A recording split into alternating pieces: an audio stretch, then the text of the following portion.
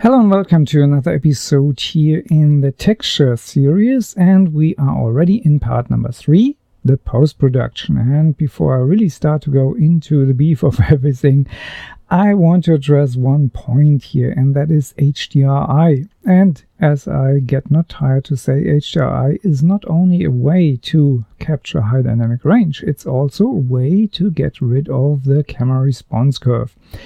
And I certainly prefer to use a nice profiling system for our workflow when we can have the whole data in one exposure. And as you can see here in the HDR histogram, the whole texture area here is pretty much in 5 stops, and that is certainly doable with most cameras. So the only idea is here, of course, to get linearization established in it. The problems that I want to address in this episode here is, of course, based on the long series that I have made about HDR, and there I wanted to have the mood, the original light temperature in the file. Nothing that has anything to do with reproduction photography, and there's exactly the point, and I get not tired to stress this, of course. When we want to capture the mood of a sunset, for example, then neutral capturing with a white balance set to the sunset would destroy, of course, everything. But in the moment we want to shoot a texture and we have a sunset, then we have to take care of that white balance, that this gray spot here, for example, is really gray and not red, for example. So there's a big difference, and if we ignore exactly this difference when we mix and match both, then we run into trouble. If you want to capture the light, the quality of light, then we should do it in a way the scene needs it, mostly with the mood in it. Otherwise, we don't need it from my point of view. The texture by itself, as we want to use it maybe in more than one scene, in more than one project, should be neutral. And with neutral, I have in mind a lot of things more than just to capture the right light here. With neutral, I have in mind also to find the right workflow. And workflow means here not that we have the idea that every HDR application creates from the same pictures the same result.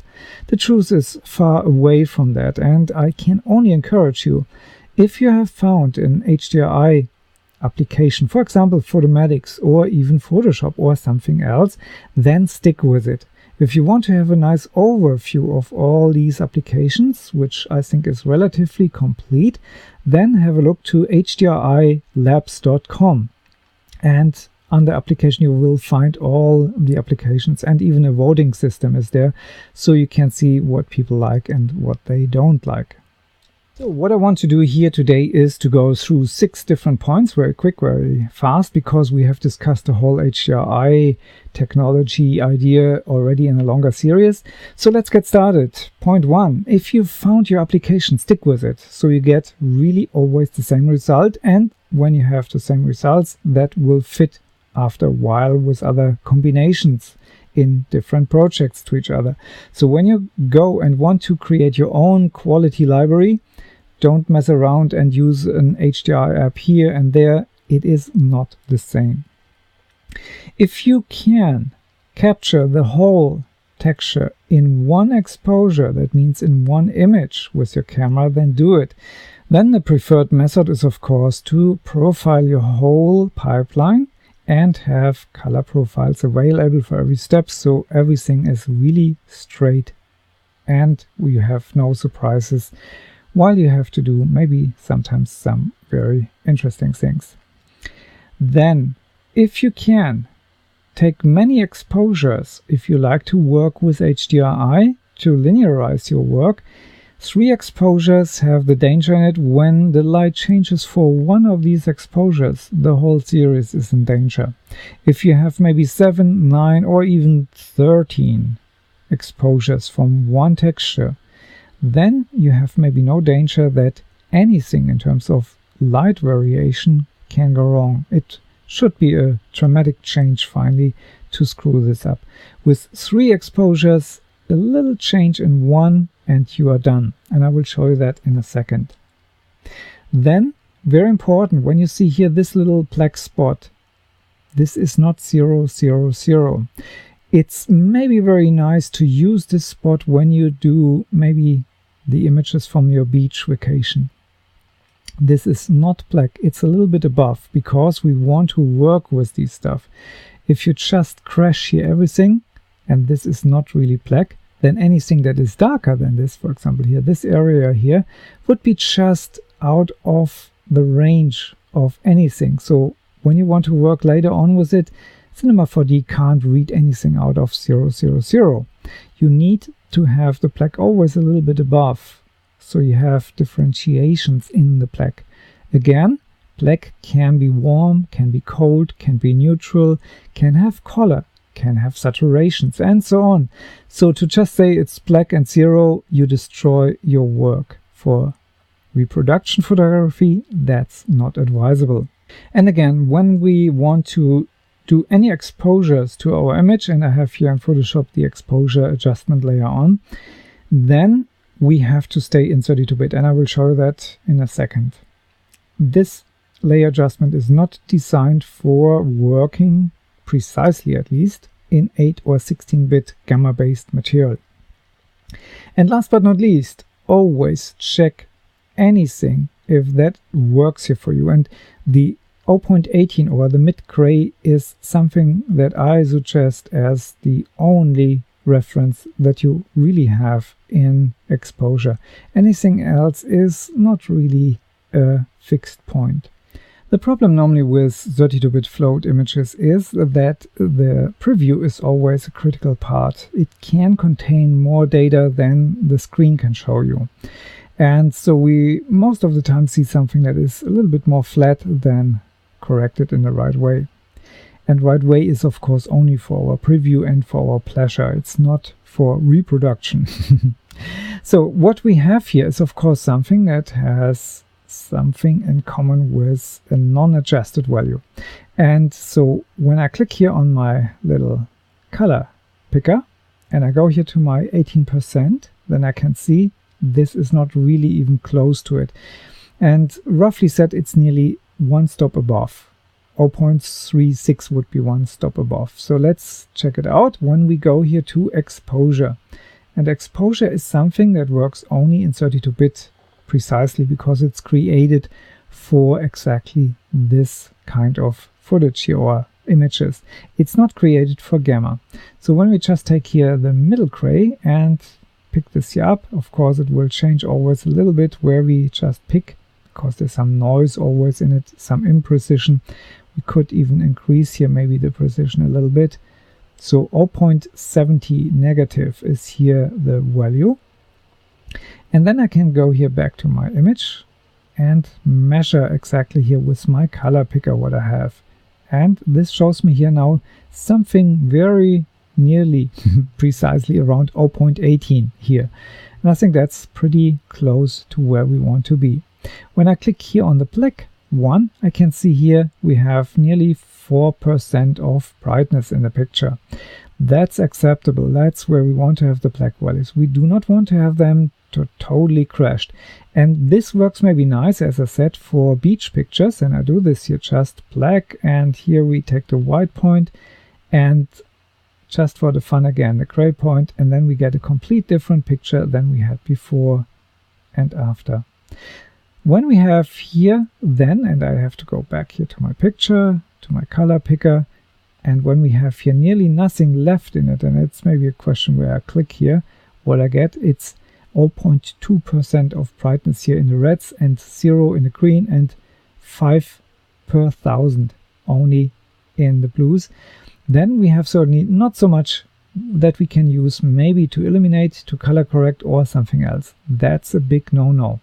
That's of course nice to make contrast images from the beach or from someone else. That's not what we want to have. So back to the board and reset everything, go to the gray value here and close this one.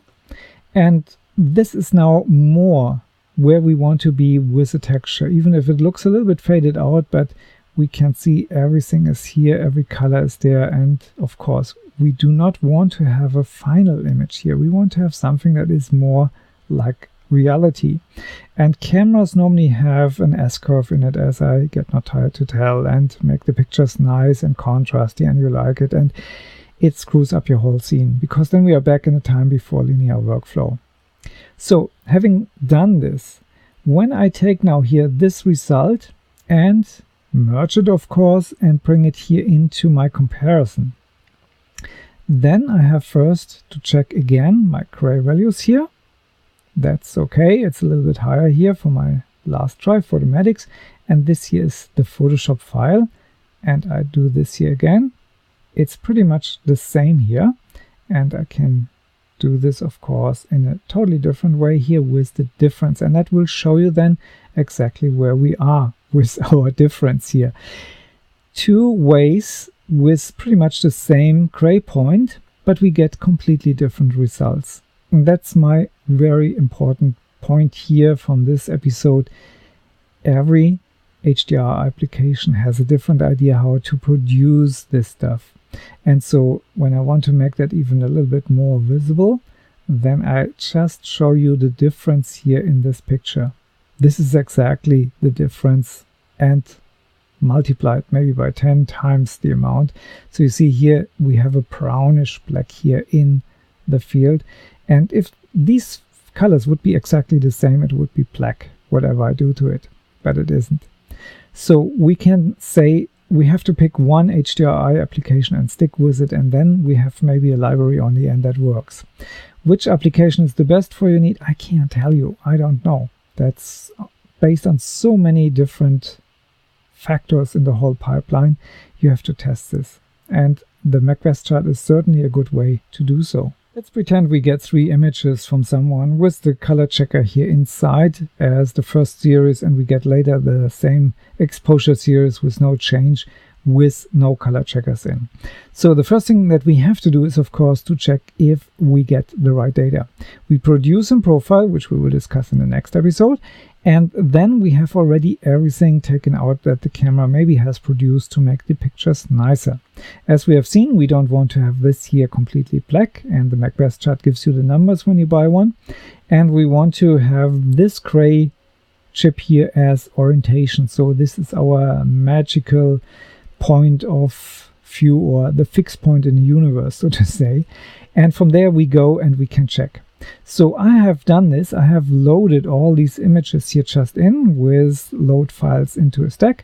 So I got here all these 3 exposures nicely on top of each other, and I encourage you to take this here in a way that this checkbox here is completely off. Attempt to automatically align source images. If you have someone who is not able to shoot 3 images on top of each other, then don't use these images in the first place, because then it might be that there was a shake inside, there might be that the perspective is off, and you get maybe not the best quality.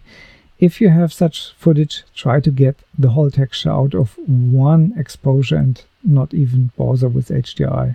I'm not a big fan of these alignment stuff. It doesn't really work when you want to have high precision results.